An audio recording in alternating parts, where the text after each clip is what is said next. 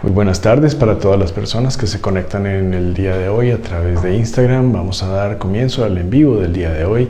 Y bueno, como ya ustedes saben y como es nuestra costumbre, vamos a dejar el tema abierto para que puedan hacer preguntas acerca de cirugía estética, de cualquier tema que ustedes puedan tener interés. Y bueno, vamos sin más a dar comienzo a las preguntas. Doctor, ¿a cuántas citas pre y postoperatorias debo asistir? Ok, en términos generales, para todas las cirugías que realizo, las pacientes y los pacientes deben asistir a 3 citas. Una cita inicial de valoración, en la cual se hablará de las generalidades de la cirugía que se va a realizar. Esas generalidades, pues igual van a tomarnos en la inmensa mayoría de los casos al menos 1 hora y media, en muchos casos 2 horas, 2 horas y media, dependiendo de la cirugía que cada paciente se quiera realizar. Y después de esa cita tenemos 2 citas más, que son citas de planeación, en las cuales vamos a revisar los exámenes preoperatorios, vamos a dar recomendaciones para antes, recomendaciones para después de la cirugía, vamos a dar la prescripción de medicamentos para que el paciente tenga toda esa información oportunamente, y aparte de eso pues también pueda planear todo, pueda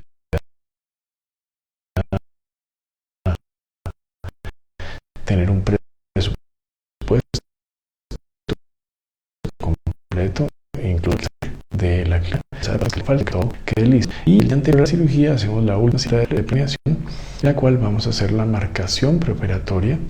Vamos a aplicar un medicamento que es para evitar justamente la formación de coágulos en las venas de las piernas, y vamos a darle una tabletita para que el paciente pueda dormir mucho más tranquilo la noche anterior, y sin duda pues esto va a redundar en un mucho mejor manejo intraoperatorio y por supuesto de la parte anestésica, con mucho menos riesgo para el paciente, con menores dosis de medicamentos y por tanto mayor seguridad.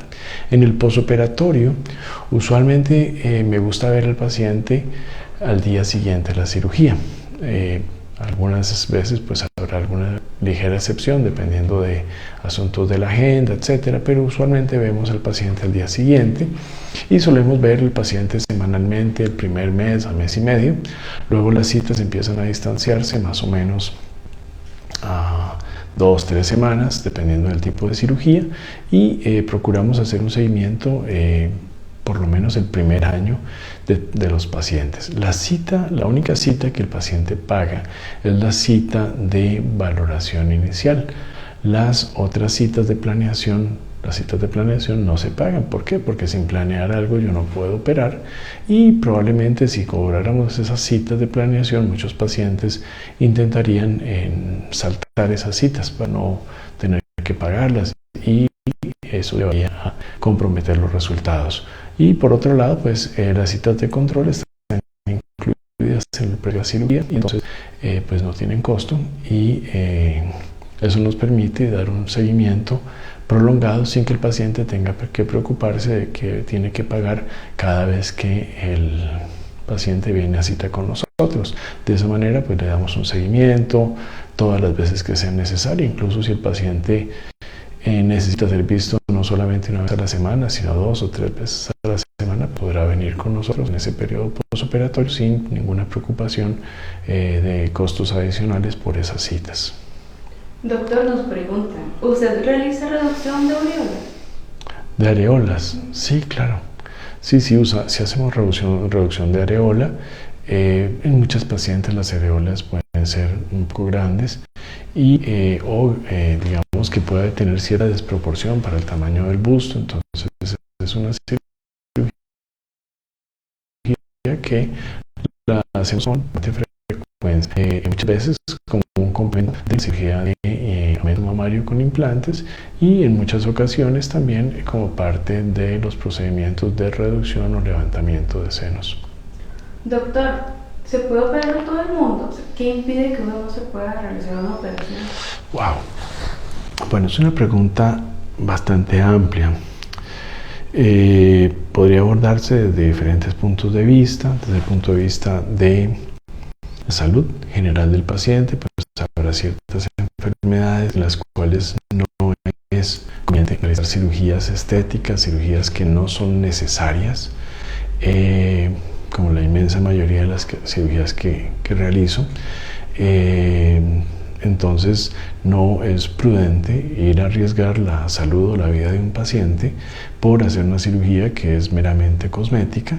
Y entonces, por ejemplo, pacientes con problemas de corazón, pacientes diabéticos, pacientes obesos, pacientes con una presión arterial que no está debidamente controlada, pacientes con algunas enfermedades o la mayoría de los pacientes con enfermedades autoinmunes no deberían tener cirugías estéticas. Eso desde el punto de vista de salud física. Desde el punto de vista de la parte emocional, pues podemos tener pacientes que quizás sus expectativas no son adecuadas para el procedimiento que se va a realizar, o podemos tener pacientes que digamos, desde el punto de vista de su personalidad, etcétera, probablemente no son pacientes en los cuales este tipo de cirugía deba realizarse, y pues como cirujanos estamos también en la obligación y la responsabilidad de recomendarle a esos pacientes no tomar la cirugía o simplemente rechazarlos para cirugía. Tampoco pues es bueno, por ejemplo, pacientes que no tienen las posibilidades de tener un seguimiento adecuado. Muchas veces debemos rechazar pacientes que vienen de fuera del país porque no vamos a poder darles el seguimiento que ellos necesitan para el tipo de cirugía que se van a realizar. Entonces es prudente, antes de que el paciente se haga la cirugía, antes de que el paciente invierta en pasajes, hotel y todo lo demás, pues averiguar si el paciente puede estar el tiempo que necesitamos se quede en el país para poder realizar la cirugía. Igualmente, en algunas ocasiones puede ser conveniente, por ejemplo, si hay limitaciones de lenguaje, limitaciones de comunicación, pacientes que no hablan español, que no hablan inglés, donde vamos a tener dificultades para comunicarnos antes, durante y después de la cirugía. Probablemente no es una buena idea que estos pacientes los operemos. De manera que pues, puede haber un sinnúmero de factores más que podrían hacer que un paciente no sea un candidato adecuado, por lo menos a operarse con nosotros. Puede ser que obviamente en su país de origen o en un país donde se hable el lenguaje o el idioma que el paciente habla, pues evidentemente será más fácil, pero dependiendo de esas circunstancias podría no estar recomendado hacer la cirugía. Doctor, nos pregunta, si me opero los senos y luego quiero hacerle una liposucción más adelante, ¿cuánto tiempo tengo que esperar para hacer la liposucción? Ok, lo menos que uno debería esperar para hacer una liposucción después de haber hecho un aumento de senos es alrededor de un par de meses, unos 2 meses. ¿Por qué? Porque eso permite que las cicatrices, las heridas de la cirugía de aumento mamario hayan sanado debidamente. Entonces en ese momento se podría proceder a hacer una liposcultura con total tranquilidad de que no va uno a causar algún problema. Siempre pues estos casos hay que conversarlos antes para ver cuál es el orden más apropiado, si primero la liposcultura, si primero el aumento mamario, dependiendo de el tiempo que el paciente tenga, dependiendo de un montón de razones, también del trabajo, etcétera, de cada paciente, pues eso podría hacer que uno recomiende primero hacer una cirugía o primero la otra, pero usualmente alrededor de unos 2 meses sería lo recomendable para que se alcance a recuperar la zona, específicamente como lo indica la paciente, primero la zona de los senos y posteriormente poder hacer la liposucción o lipoescultura. Doctor, nos preguntan, si viajo a Estados Unidos, ¿cuánto tiempo me debería quedar en el país para la recuperación? Depende del tipo de cirugía. Por ejemplo, o sea, si son personas que viven en Costa Rica, pues yo trataría de que de recomendarle al paciente que si todavía no tiene planeado el viaje, pues que por lo menos tengamos unos 2 meses antes de su viaje fuera del país. ¿Por qué? Porque eso me permite dar un seguimiento, me permite estar tranquilo de que cuando nuestra paciente se va a ir del país está total y completamente recuperada y que no vamos a tener ningún tipo de sorpresa o evento posteriormente cuando la paciente se encuentre en su destino. Habrá otras cirugías donde quizás, por ejemplo, una liposcultura puede ser menos tiempo, tal vez 1 mes y medio después de que han terminado los masajes posoperatorios, probablemente después de que ya no es necesario utilizar la faja posoperatoria. En ese momento podría ser conveniente o podría ser adecuado.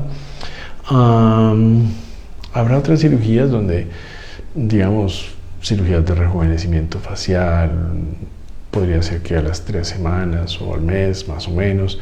En una rinoplastía probablemente un viaje perfectamente posible unas 2 semanas después, pero obviamente es importante que ese paciente se le revise tan pronto regrese al país, quizás no sé, 1 mes, 2 meses después de la cirugía nuevamente, para ver cómo fue la evolución del paciente. Entonces va a variar un poco de una cirugía a otra, pero más o menos podemos tener esos parámetros.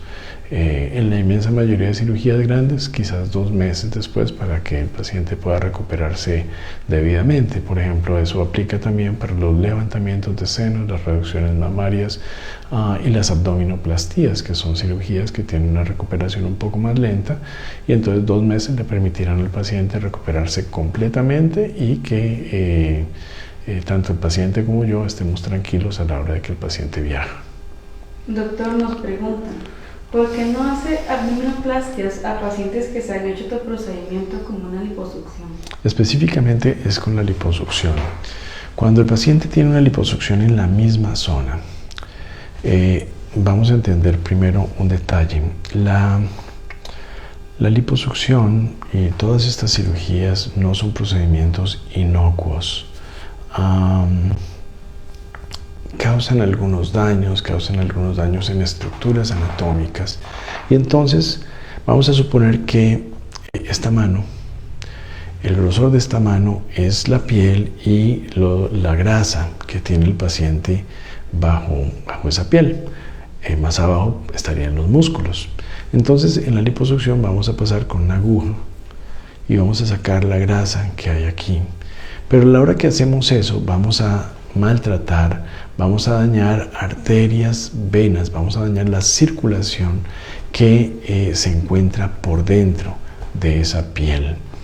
En mayor o en menor grado, con cualquier tipo de técnica o cualquier tipo de dispositivo, de aparato, porque a veces los pacientes confunden técnica con aparato. O sea, el hecho de que se utilice un aparato ultrasónico, un aparato láser, un aparato convencional, un aparato de vibroliposucción, un aparato de liposucción asistida hidráulicamente, por ejemplo, como quiera que sea, vamos a maltratar, vamos a dañar arterias y venas de esa piel que está allí. Si un tiempo después hacemos un corte y despegamos esa piel, vamos a terminar de dañar todavía más la circulación. En este caso, arterias y venas que venían desde lo profundo, desde los músculos, van a ser seccionadas totalmente, y la única alimentación que tendrá la piel, que es despegada en la abdominoplastía, son las arterias y venas que vienen por dentro de la piel. Pero esas ya estaban dañadas en mayor o menor grado, subrayemos mayor, en el caso de la liposucción, y entonces habrá una altísima probabilidad de que el segmento más alejado de la piel que se despegó se necrose, se pudra. Entonces esa es la razón por la cual no recomiendo y no hago abdominoplastías en pacientes que tengan liposucción previamente, porque hay un riesgo de necrosis de tejidos. Además de que los tejidos van a estar más duros porque hay una cicatriz interna bajo la piel que impedirá poder recortar la cantidad de piel que normalmente uno podría pensar que va a poder retirar. Entonces podría uno tener también sorpresitas durante la cirugía. Esto no es algo que yo diga que es una teoría, no estoy diciendo que es algo que es una opinión o que me la estoy inventando. Probablemente haya poca documentación en la literatura, pero basta con decir que lo tuve una paciente o dos, probablemente hace cerca de 20 años, en las cuales ocurrió exactamente eso. ¿Por qué? Porque en la literatura en ninguna parte decía, por lo menos en aquellos días, que si un paciente tenía liposucción previa, mejor no le hicieran una abdominoplastía. Y entonces, la paciente le habíamos hecho una liposucción, había quedado contenta y después quiso recortar un poquito de piel que ella consideraba que le sobraba. Nos pareció algo súper sencillo de realizar. Recortamos una pequeña franja de tejido, que era lo que a ella le molestaba. Tuvimos dificultades para cerrar la herida porque los tejidos, como lo mencioné hace un momento, estaban más duros de lo normal por la cicatriz interna que había en esos tejidos y pues finalmente pudimos hacer el cierre, pero cerca de una semana después teníamos un segmento de piel importante necrótico, es decir, podrido, y eso simplemente tuvimos que recortarlo, tuvimos que pasar por un proceso reconstructivo durante un par de años y finalmente, pues como todo proceso reconstructivo, que es diferente a un proceso estético, no va a quedar bonito, va a quedar menos feo. Entonces, al final, pues, la paciente no obtuvo lo que ella deseaba, pero creo que hubiera sido mejor haberle dicho desde un comienzo que el caso de ella era un caso en el cual no debíamos hacer la abdominoplastía, pese a que ella estaba contenta con la liposcultura que le habíamos hecho, etc. Entonces, eso nos pasó una vez y probablemente no recuerdo si en alguna otra ocasión lo vi pasar en alguna paciente nuestra, pero lo he visto pasar en pacientes de otros cirujanos que en algún momento nos han consultado cuando ya están viviendo el problema. Ahora, ¿con qué frecuencia ocurre? No lo sé, porque no hay estudios al respecto de eso y porque ninguna persona aprobaría un estudio para que alguien diga, bueno, vamos a tomar un grupo de pacientes que ya tengan liposucción, les vamos a hacer una abdominoplastía para ver a qué porcentaje de esas pacientes o de esos pacientes se les pudre la piel. Sería pues totalmente perverso y pues obviamente sería realmente no ético realizar ese tipo de estudio, pero basta con saber que lo he visto en algunos casos para saber que no es algo que yo recomiende. Por ejemplo, yo no participo en juegos de azar, no juego la lotería, pero yo sé que hay gente que se ha sacado la lotería. Sin embargo, nunca he conocido a alguien que se la haya ganado, que yo sepa los nombres, los apellidos de esa persona, pero pues yo sé que sí, la gente se gana la lotería. De hecho, casi semanalmente o cada cierto tiempo se ganan la lotería, pero yo no he conocido a nadie que me hayan dicho se sacó el premio gordo.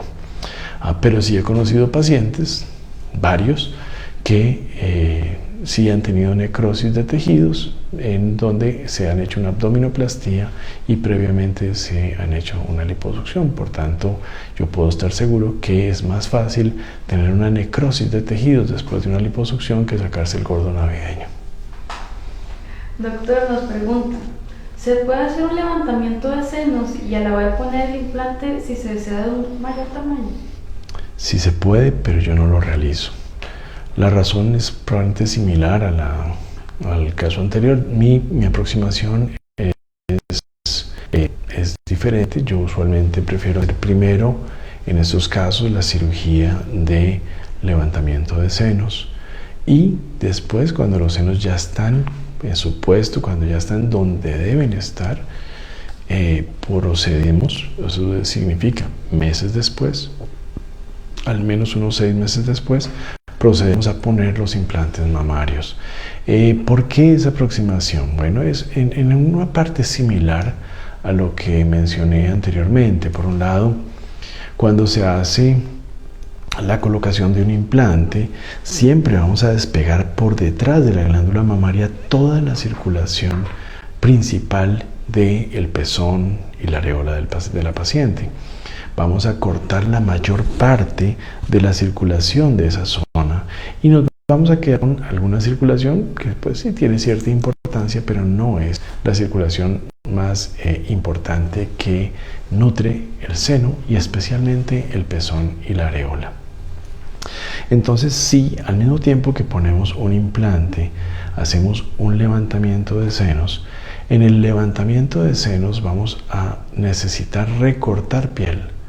Recortar piel porque cuando hay un levantamiento significa que la piel se estiró y por eso el seno cae. Y lo que hay que hacer es recortar la piel sobrante. Si recortamos esa piel sobrante, esa piel necesita de una muy buena circulación para poder cicatrizar bien. Pero nosotros habremos cortado la circulación con la colocación del implante. Entonces estamos haciendo un procedimiento donde nosotros mismos estamos condenándonos o condenando a la paciente a tener una mala cicatrización. Es un procedimiento que se hace muy comúnmente en otros lugares, sin embargo, pues hay cirujanos que tenemos el criterio de hacer primero el levantamiento, posteriormente el aumento. Creo que si se antepone al paciente antes que los intereses económicos de la paciente y del cirujano, pues es la aproximación adecuada, pero en algunas ocasiones, pensando en que puede salir más barato, se hacen las dos cosas al tiempo. Cuando las dos cirugías se hacen al tiempo, adicionalmente, se van a comprometer la lactancia y la sensibilidad de los pezones. En la inmensa mayoría, y por qué no decir casi en la totalidad de los casos, porque anatómicamente es imposible o virtualmente imposible hacer las dos cosas al tiempo sin comprometer la sensibilidad, sin comprometer el único nervio que le da la sensibilidad al pezón y sin quitar la mayor parte de la glándula mamaria de la paciente.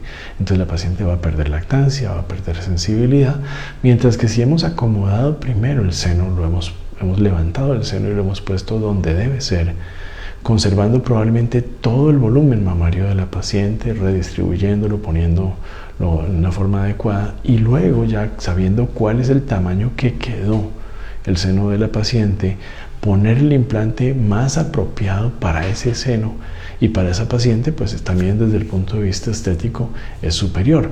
¿Por qué? Porque cuando se hacen las dos cosas al tiempo, pues es más basado en algo que uno dice, bueno, tal vez a esta paciente le cabe tanto, pero a la hora que usted quita toda la glándula mamaria, a la hora que usted recorta los tejidos y tiene a la paciente acostada, no va a poder valorar realmente cuál es el tamaño más conveniente de implante que debió poner.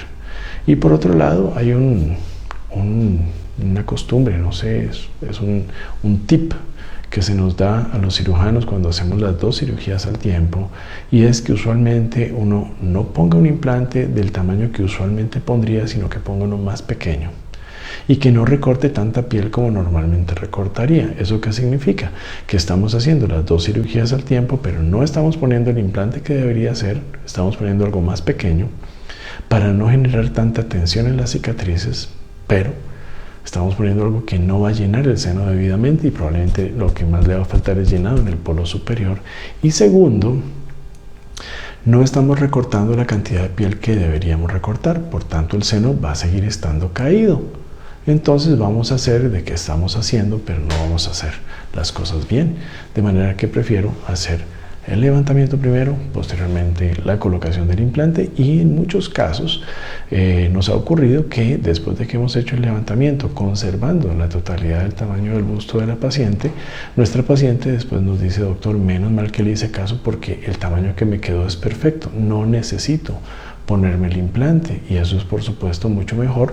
¿Por qué? Porque la paciente va a evitar poner un objeto ajeno dentro de su cuerpo que no deja de ser un objeto ajeno y que en algún momento podría traerle consecuencias y que en el mejor de los casos tendrá que cambiar en algún momento 10 años después, y obviamente le va a implicar costos y riesgos adicionales. Pero si era el tejido propio de la paciente, pasados quizás un mes y medio, 2 meses, como dijimos hace unos minutos, la paciente gozará de ese resultado para el resto de la vida y no tendrá ningún problema. Doctor, nos pregunta, ¿Se puede hacer simultáneamente un implante mamario y una abdominoplastia o se recomienda una primera y después la otra? Ok, igual, es un asunto de... es un concepto personal. Yo no suelo combinar cirugías por un montón de razones. La primera probablemente es estadística, no es algo que yo tenga experiencia. ¿Por qué? Porque no he tenido fallecimientos de pacientes, gracias a Dios, pero sí sé que estadísticamente la mayoría de los casos de fallecimientos que ocurren en cirugías estéticas en todo el mundo es cuando los pacientes o los pacientes y los cirujanos combinan cirugías y la más comúnmente combinada en casos de fallecimiento es la abdominoplastía. La abdominoplastía más alguna otra cosa más. Entonces, como les digo, esa es la primera y probablemente la principal razón. La segunda razón es que no es como decir que voy a aprovechar que me voy a hacer una cosa para hacerme la otra, porque si se pudieran hacer al mismo tiempo, tal vez podría ser que valiera la pena, pero el cirujano no va a poder estar haciendo los senos al mismo tiempo que el abdomen. Entonces, a menos de que la paciente sepa que alguien le está haciendo los senos, incluso alguien le está haciendo el seno derecho y otra persona le está haciendo el seno izquierdo, mientras una tercera persona le está haciendo el abdomen. Si la paciente está enterada de eso y le parece bien, pues está bien. Pero si no, lo que debería hacer un cirujano es operar primero una de esas dos áreas y luego hacer la otra. ¿Eso qué significa? Que hace un área. Después de que hace ese área, quita todos los campos quirúrgicos, limpia, hace la desinfección apropiada de la segunda área, vuelve y pone campos quirúrgicos y empieza la segunda zona a operar. Y esa transición entre una área y la otra le va a tomar al menos 50 minutos. Entonces, más bien la cirugía va a ser más larga que si hubiera sido cada una de las dos hecha por aparte. De manera que en realidad esas cirugías no deberían ser más baratas porque la paciente se le ofreció hacer un combo, sino que deberían ser más caras porque hay un periodo de transición donde se están gastando medicamentos, donde se le tiene que pagar al anestesiólogo, donde se le tiene que pagar a las clínicas, de manera que debería haber un cobro por eso, y por el contrario, usualmente esas combinaciones significan menor costo para atraer a los pacientes. Entonces, desde ese punto de vista yo prefiero hacer las dos cosas por aparte. Y la otra cosa es muy simple: el cirujano va a estar cansado. El cirujano probablemente hace la primera cirugía presionado, quizás un poco la carrera, porque sabe que después de esa viene la preparación de la segunda y luego la segunda, y entonces si no se apura con la primera, quién sabe a qué horas va a salir, etcétera. Entonces eso hace que probablemente la primera se hace la carrera y la segunda se hace cansado o distraído. En ninguno de los dos casos o ninguna de las dos áreas va a quedar bien. Entonces yo prefiero hacer una y tiempo después hacer la segunda cirugía, y eso, aunque puede ser no atractivo para algunas personas, estoy seguro que brinda la posibilidad de tener los mejores resultados, de dar o de proveer la mayor seguridad para cada paciente, para cada una de esas cirugías, y obviamente pues eso nos permite hacer un buen trabajo cada vez que vamos a la sala de operaciones, y evidentemente la motivación es tener el mejor resultado en cada caso y no simplemente buscar el mayor lucro posible o buscar satisfacer al paciente desde el punto de vista económico. Doctor, nos pregunta: cuando se tiene poca flacidez en el abdomen, la única opción para reducir la pancita es la abdominoplastia.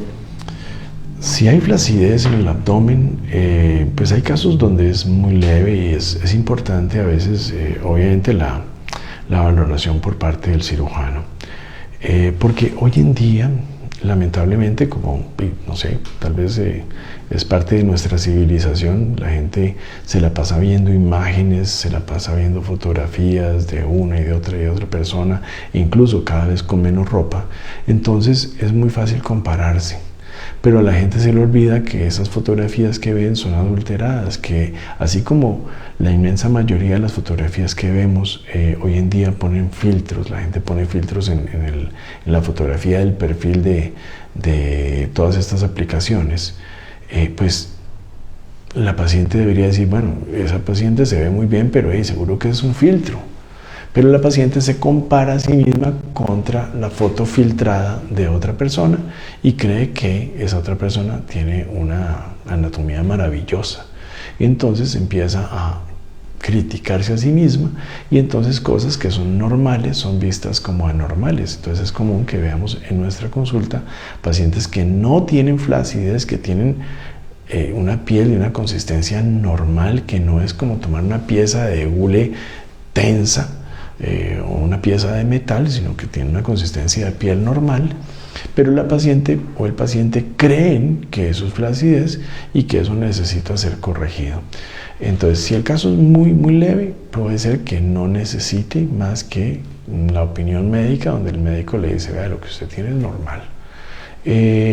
Casos muy leves de flacidez la flacidez no va a mejorar con la lipoescultura, pero el abdomen puede mejorar con una lipoescultura si tenemos casos donde hay mínima flacidez o no hay flacidez del todo. Y cuando ya empezamos a tener flacidez en un grado un poco más marcado, pues sí, evidentemente la opción es la abdominoplastía. Hay una serie de técnicas de estética o de spa, etcétera, que pues sí, hablan de que van a tensar la piel, etcétera. He visto que en la inmensa mayoría de los casos los resultados son temporales, pasados 10 meses, un año. Usualmente los efectos que se habían visto desaparecen o quedan mínimamente, de modo que no soy muy fanático de ese tipo de tratamientos, pero puede ser que en algunos casos mínimos tratamientos de ese tipo de spa o de tipo estético pudieran tener generar algún beneficio, y pues por supuesto que podrían estar recomendados. Doctor, ¿después de cuánto tiempo una operación de aumento de senos puedo dar clases de spinning? Ok, con un aumento de senos usualmente yo recomiendo que nuestros pacientes tengan un reposo relativo por alrededor de un mes. Sin embargo, a todas nuestras pacientes de aumento de senos les recomendamos también comenzar a caminar, tan solo caminar a la semana después de la cirugía. Si uno es instructor en un gimnasio y da clases de spinning, probablemente no hay que hacer tanto esfuerzo para, digamos, motivar a los alumnos, a los estudiantes, a las personas que están en la clase. Entonces podría ser algo parecido, tal vez simplemente hacer que, digamos, pedalear la bicicleta estacionaria a una velocidad, digamos, absolutamente de mantenimiento, como que estuviéramos caminando y pues nada más, y sí dar las indicaciones para que la gente quizás acelere, quizás más un asunto de mensaje que transmitimos con nuestra voz, dando la orden y la emoción de que aceleren, que lo hagan más fuerte, que se pongan de pie, etcétera. Pienso que sería posible hacerlo desde la semana después de la cirugía, pero si hay cualquier duda, pues probablemente el primer mes no sería prudente y después ya el mes empezarlo a hacer de forma ya habitual o rutinaria. Doctor, nos pregunta, ¿cuánto tiempo debo esperar después de una lipoescultura para hacer una abdominoplastia? Ok, después de una lipoescultura, dijimos al comienzo, no debemos hacer una abdominoplastía.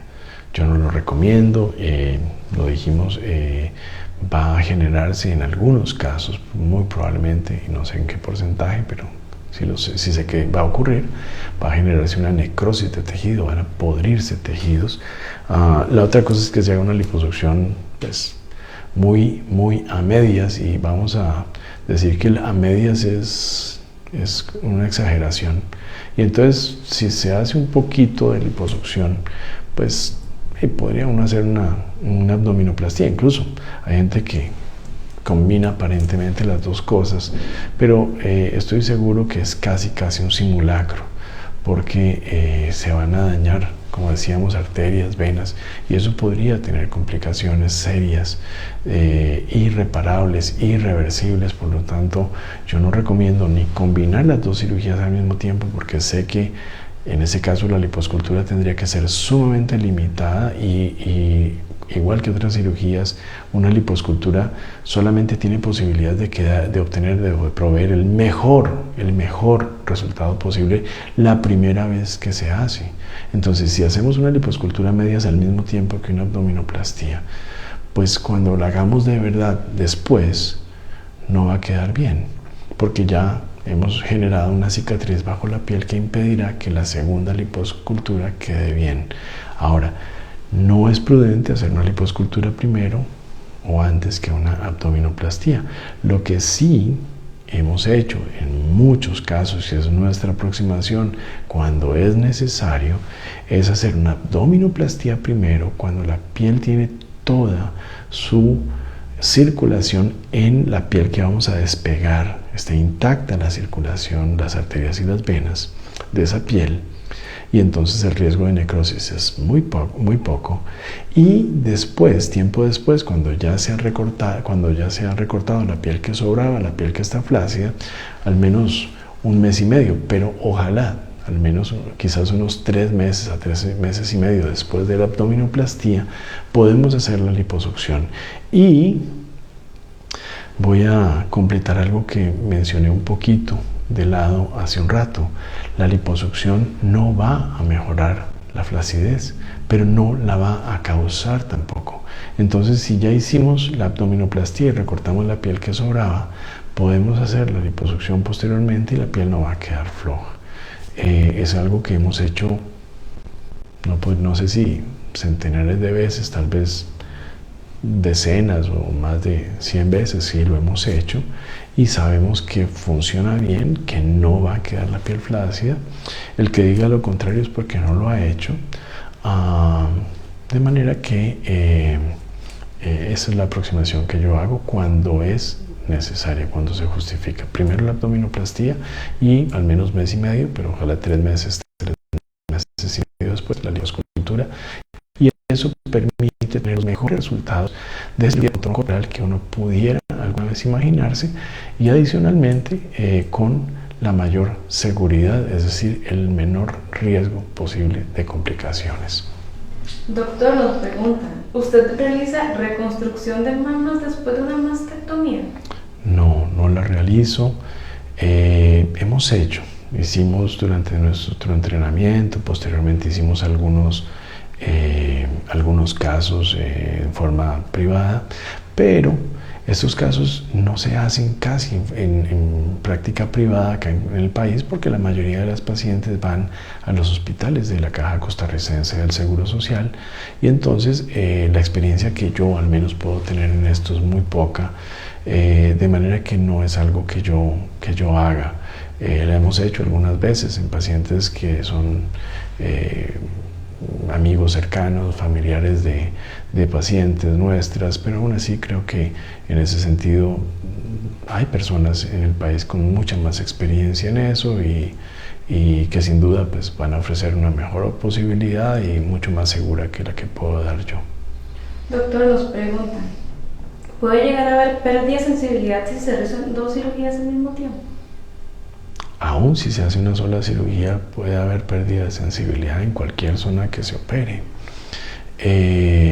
Pero, por ejemplo, si estamos hablando de, no sé, voy a entender, un aumento de senos, colocación de implantes y levantamiento al mismo tiempo, casi garantizado, debido a la forma en que se realiza esa cirugía combinada, vamos a tener pérdida de sensibilidad en los pezones, porque es prácticamente imposible hacer una cirugía de levantamiento de senos y colocación de implantes al mismo tiempo sin cortar el principal nervio que le da la sensibilidad al pezón, es decir, el principal nervio que conecta el pezón con el cerebro, de manera que es virtualmente un hecho que esas pacientes van a perder la sensibilidad erógena, que es diferente a la sensibilidad táctil.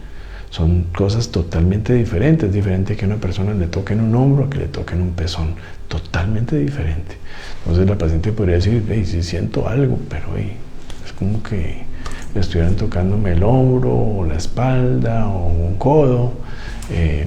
Y es diferente a la sensibilidad de un pezón. De modo que eso en ese sentido. Y pues obviamente vamos a generar alteraciones de sensibilidad con la mayoría de las cirugías que hacemos. En una abdominoplastía, cuando despegamos la piel del abdomen, en una gran parte, nuestras pacientes y nuestros pacientes van a referir en la parte más alejada de la piel que hemos despegado, en ese caso en la parte inferior, van a referir disminución o incluso podrían decir que no hay sensibilidad en esa zona. Cuando hacemos liposucción, por lo menos por algunos meses, aunque uno no despegue la piel, por el maltrato que se causa con las cánulas, sin importar el aparato con el cual hagamos la cirugía, básicamente por el maltrato quirúrgico y por el proceso inflamatorio y de cicatrización, vamos a tener afección de la sensibilidad en la piel en la que hagamos lipoescultura.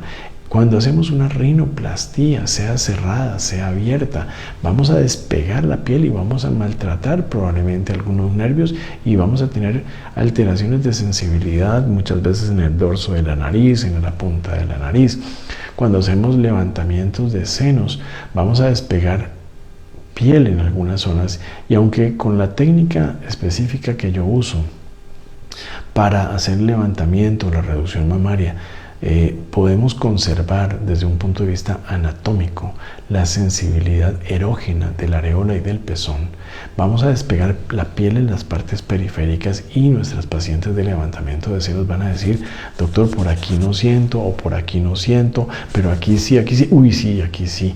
En fin, van a decir en algunas áreas que tienen pérdida de sensibilidad. Igual a la hora que hacemos un levantamiento de senos, puede ser que a pesar de que procuremos conservar o no maltratar el nervio que le da la sensibilidad al pezón de la paciente, pues evidentemente nuestra anatomía no fue hecha originalmente para que le hiciéramos este tipo de cosas, este tipo de cirugías, y puede ser que aunque fuera temporalmente, nuestras pacientes nos digan: vea, hay un seno que siento bien el pezón y el otro no siento tanto, o hay un seno que se siente bien y el otro se siente como cuando uno tiene un pie dormido o una mano dormida, que se siente excesivo y no me gusta.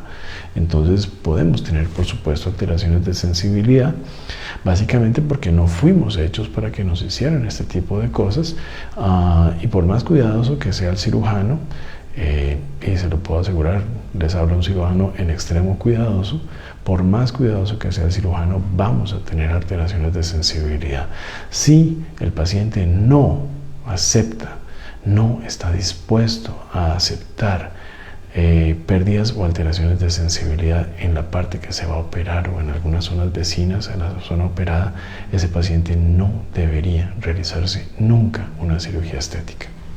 Doctor, nos pregunta: ¿cuánto tiempo después de una abdominoplastia el paciente puede agacharse? Nuestros pacientes se pueden agachar al día siguiente a la abdominoplastía. En realidad no hay problema con eso. Lo que sí no promuevo es que los pacientes estén, digamos, como tan encogidos, doblados, no sé cómo llamarlo. Prefiero que el paciente esté lo más recto posible.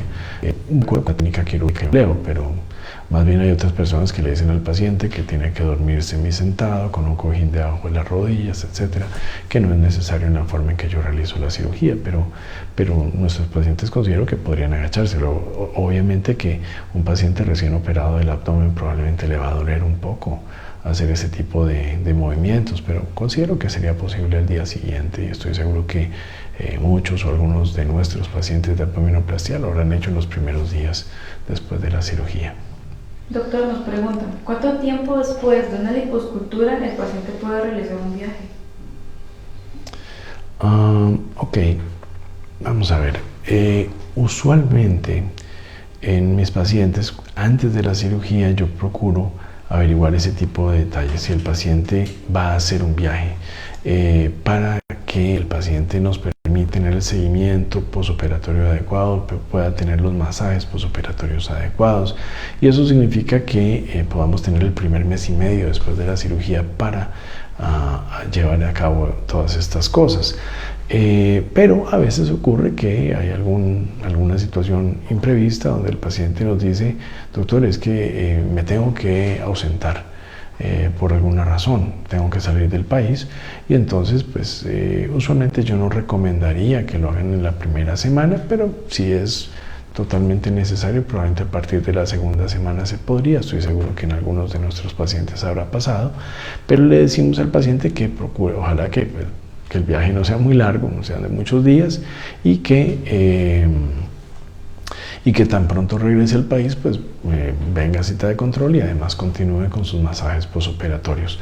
Cuando hemos tenido pacientes que van fuera del país y pues van a estar más tiempo fuera del país, usualmente les vamos a recomendar que encuentren allí en donde van una persona que le pueda hacer los masajes posoperatorios, que continúen usando la faja por lo menos por 1 mes y medio y que nos mantengan informados que, bueno, afortunadamente hoy en día pues con todos los medios electrónicos pues es fácil tener un seguimiento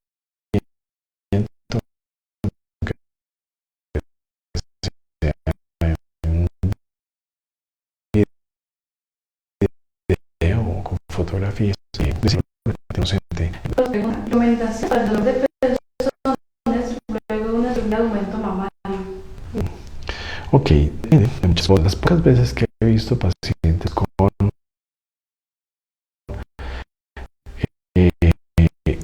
una hipersensibilidad en el pezón, desde un aumento mamario, pues hemos manejado con de complejo B, de vitaminas del complejo B, que ayudan a la restauración nerviosa.